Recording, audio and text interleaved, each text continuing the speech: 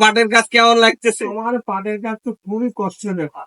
পাটে এবার ছাল টাল কেমন হয়েছে? ছাল এবারে বৃষ্টির বেশি পড়িয়ে রে পাটটা পড়িয়ে রে ছালের পরিমাণটা কম হয়েছে। ছালের পরিমাণ তো কম এই মতো হয়েছে।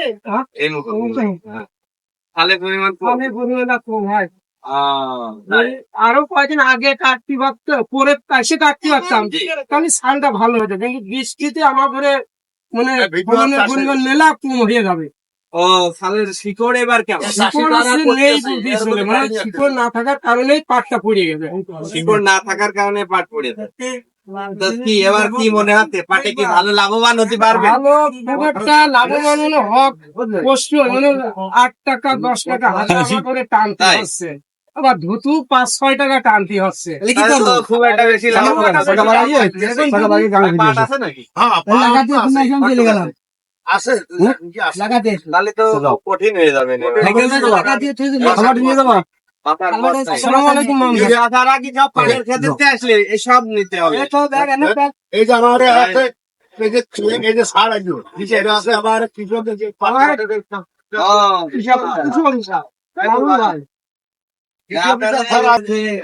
পাটের কাজ করে আসলো, পাটের কাজ করে আসি এদিকে আসেন, এদিকে আসেন।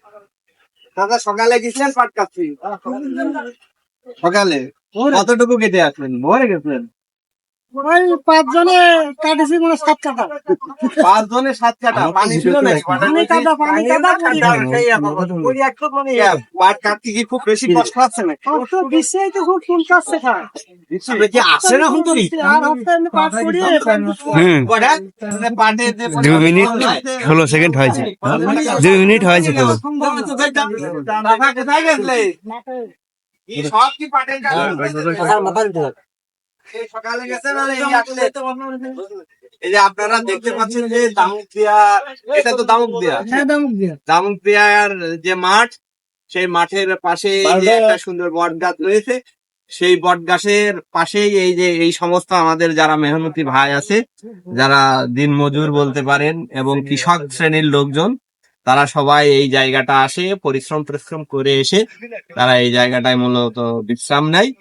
তো যারা আমার এই ভিডিওটা দেখবেন সবার কাছে অনুরোধ থাকবে আমাদের এই যে এই সমস্ত ভাইদের জন্য একটু মন খুলে দোয়া করবেন।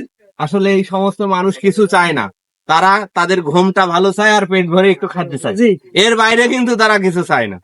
তো সবার কাছে অনুরোধ থাকবে যে আপনারা সবাই এই ভাইদের জন্য একটু দোয়া করবেন।